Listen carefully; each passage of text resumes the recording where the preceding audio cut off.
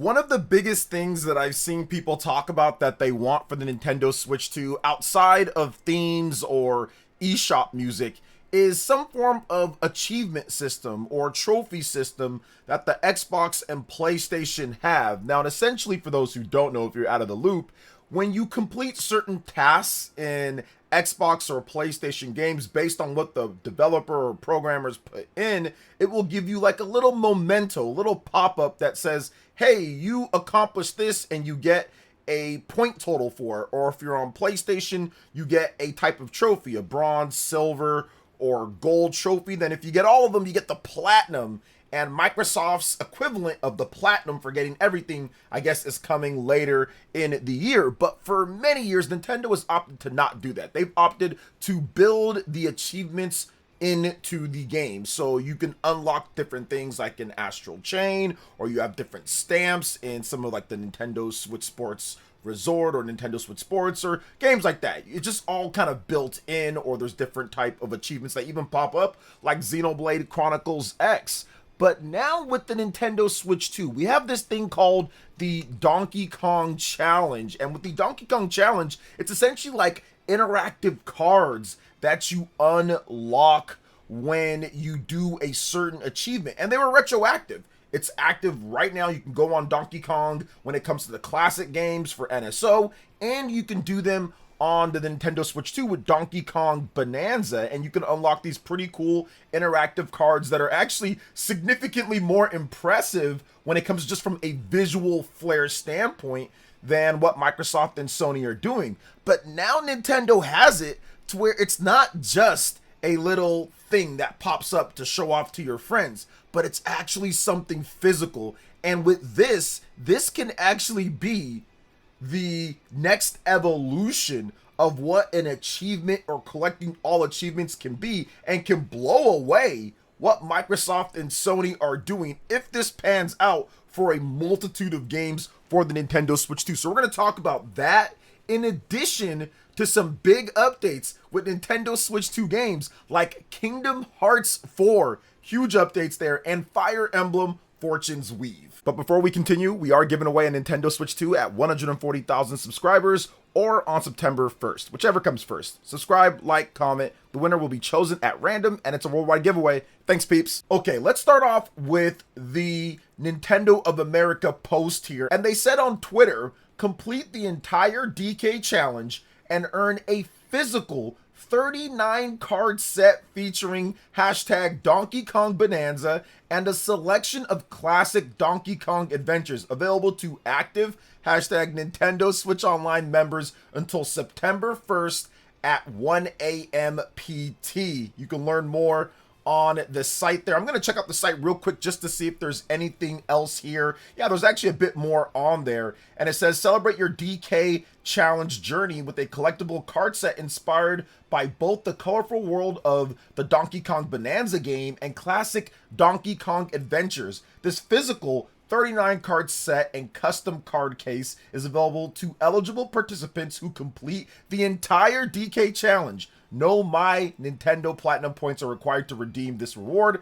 Eligible members who complete the DK challenge by September 1st at 12:59 a.m. PT will be notified in early October via a MyNintendoNews article with instructions on how to claim the reward. The offer is available only to eligible players in the United States, so unfortunately for people in Europe or if you're in somewhere else, it's not there. But for people here in the US, you are eligible. So here's the card breakdown. 39 cards with individual designs, 24 cards featuring challenges in Donkey Kong Bonanza, 15 cards featuring retro challenges in select Nintendo classic titles. Product specs: card size 2.5 width by 3.5 by height. So interesting there. There's more information about the DK challenge there. It's a limited time event, and you can earn various different challenge cards for the games across Donkey Kong series, Nintendo classic game libraries, as well as Donkey Kong Bonanza. Some challenges are great for beginners, some are more experienced players, and all are geared towards having fun. Can you collect every challenge card before the event ends? After the event ends, you can view the challenge cards you earn by selecting your profile icon in the top left corner of the Nintendo Switch Online app. on your Nintendo Switch 2 system. So there is going to be a way to kind of display them after the challenge is done. So the interesting thing about this is that I have done the classic challenges and I retroactively unlocked a lot of the Donkey Kong Bonanza challenges. But here's what I'll say about this. The Donkey Kong Bonanza challenges are incredibly hard. Like, they're so hard to the point to where there is like a smallest razor thin margin of error. Like, it is insane how hard some of these challenges are. The classic challenges aren't too bad because you can easily rewind and replay them, and they're kind of short and within the scope of a smaller game. It's not anything too elaborate. But a lot of the challenges in the like Donkey Kong Bonanza ones are like time challenges, and you have to get it to where it's so difficult. I was not able to even do the first one when it comes to like knocking down like the tower in the amount of seconds. It's difficult, but I want these cards, and I think that if enough people do this, they'll implement this in other games. So what if there's a Legend of Zelda Ocarina of Time challenge, and then there's cards you can unlock later? This, to me, if they can implement this in a lot of the different first-party games, I don't even need it in all of the games, because I think it's impossible to do it in everything, considering I think the type of development that you need to do. I think a lot of third-party developers do not want to implement this, because I'm not sure how well it's built into the game itself. It doesn't seem that way. It seems like it's built into Nintendo Switch Online, then kind of patched into the game. I'm not a developer though, so I don't know 100%, but I do think that Nintendo could work this into a lot of first-party games, and I think that if you do that, and if you offer cool rewards that are physical products that will get people excited to where you actually get something, I think that is the next evolution of achievements to me. Because I used to be an achievement hunter. I was someone that sat there and got all the achievements and got all the trophies. And then after a while, when I grew up a bit and I kind of saw different things and I played games, I'm like, wait a minute, why am I wasting my time doing this? It doesn't mean anything. There's just a meaningless point total that you have on Xbox. You have a meaningless trophy case of different little colored trophies. That doesn't do anything. But the challenges here, I thought it was pretty cool. You know, you have these interactive cards. It looks visually pretty stunning. It kind of plays back video from like the game itself. It's kind of cool. Like, it's a lot more, I would just say, vibrant.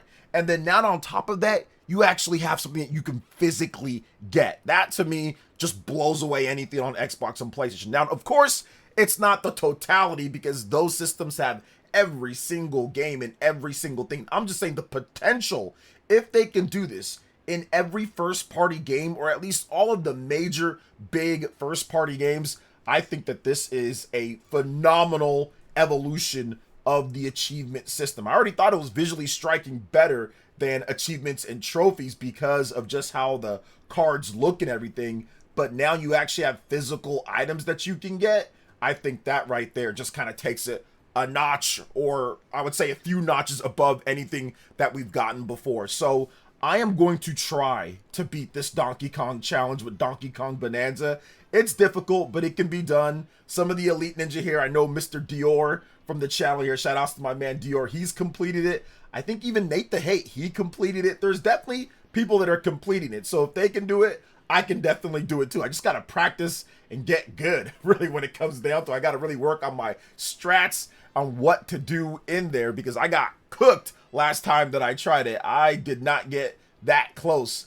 I mean, I got maybe within a second or two, but it was still not good enough. So I think I'm going to head back in and see what I can do. But I'm also going to see what I can do with Kingdom Hearts 4. Brand new trailer dropping from D23 that recently went down. We've got a confirmation for late 2027, which is really good, especially if you plan on playing the game on PlayStation 5 and you want a physical copy. We've got an anime series announced. It is a bonanza of incredible news. So let's talk about this. So two major Kingdom Hearts announcements were made recently, with Kingdom Hearts 4 confirmed once again for late 2027 on the PlayStation 5, Xbox Series, PC, and the Nintendo Switch 2. Plus a brand new anime series is on the way, which I think I'm going to watch that. Kingdom Hearts 4 was shown off, which you guys are checking out here at D23. In the latest trailer, we learned that Pixar's Coco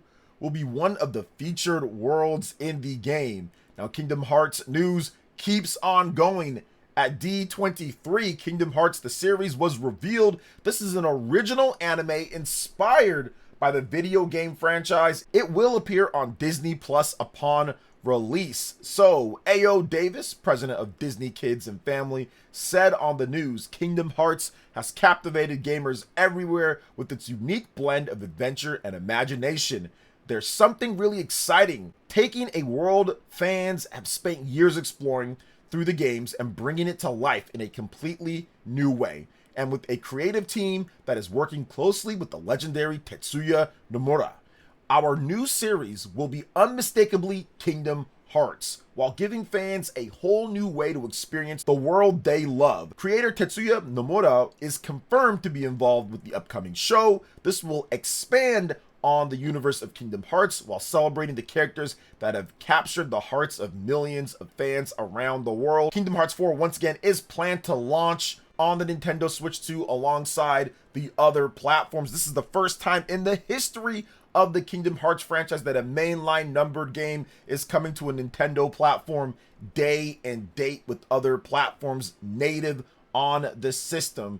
And guys, it's probably going to be a game key card before you guys start asking about it in the chat. I mean, I would be shocked if it wasn't. Square Enix has been doing all game key cards for the most part when it comes to Switch 2. So it's probably going to be that, but let's just cross our fingers and hope that it's not. But another thing here is that when it comes to PS5, since it does meet the cutoff date, if it stays at late 2027, there will be an actual physical disc on PlayStation 5. So that'll be awesome because I know I'm going to want it on Switch 2 and PlayStation 5. And I want to have it physical as it's going to be one of the last physical games to drop on the PlayStation 5 when it comes to newer titles. So it's going to be something that I'll be watching quite a bit with games that come out late 2027 and very early 2028, as January 2028 is the cutoff date when it comes to physical games on PlayStation moving forward. But yeah, Kingdom Hearts looks incredible. Graphics look sharp, gameplay looks fun. It's Kingdom Hearts.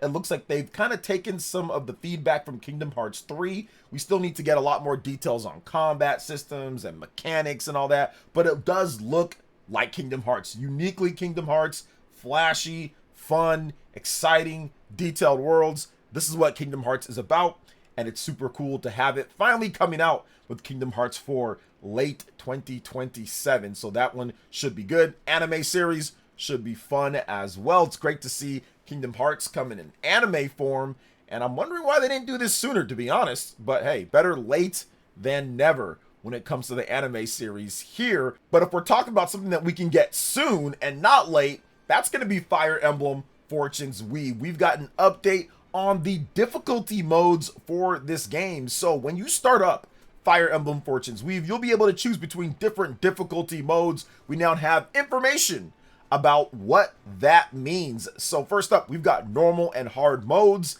With the first one, it's recommended for beginners and intermediate players. Hard mode is for advanced players, and that's where I'm going to be hanging out, the hard mode. I love hard mode on Fire Emblem games. Also, you'll be able to choose between casual and classic.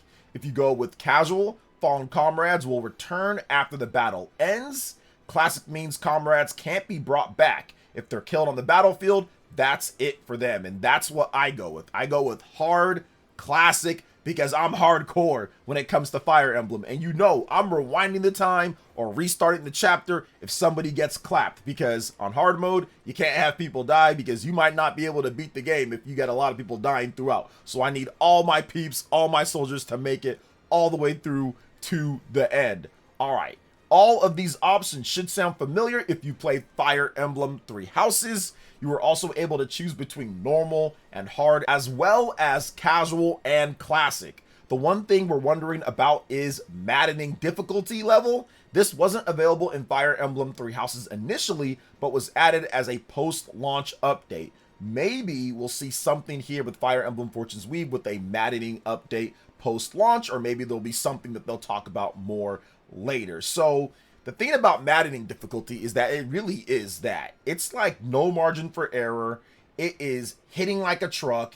It is criticals out of nowhere that they get on you. I do not have fun on maddening. It's just way too difficult, and you've got to play a certain way to where you can't really have any of your units in any type of trouble at any time. You got to tank out people. It's just weird how maddening works. So I'll pass on that. But hard, classic from the very beginning, yeah, I am down for that. So it's good to see the difficulty levels coming back. If you're someone new, just play it on the easy mode. Just play it on normal, casual. You'll have fun with the game. Fire Emblem Fortune's Weave is looking amazing. Check out my video where I talked about it. We went over the previews. It's just looking great. So I'm looking forward to the game. Comes out September 17th on the Switch 2. So what do you think about everything that we talked about here? Let me know in the comment section below. Thank you so much for watching. I do appreciate it. Please make sure you hit that like button. Subscribe if you're someone new. Click that notification bell and check out my other Nintendo Switch 2 RPG content and more right here on screen.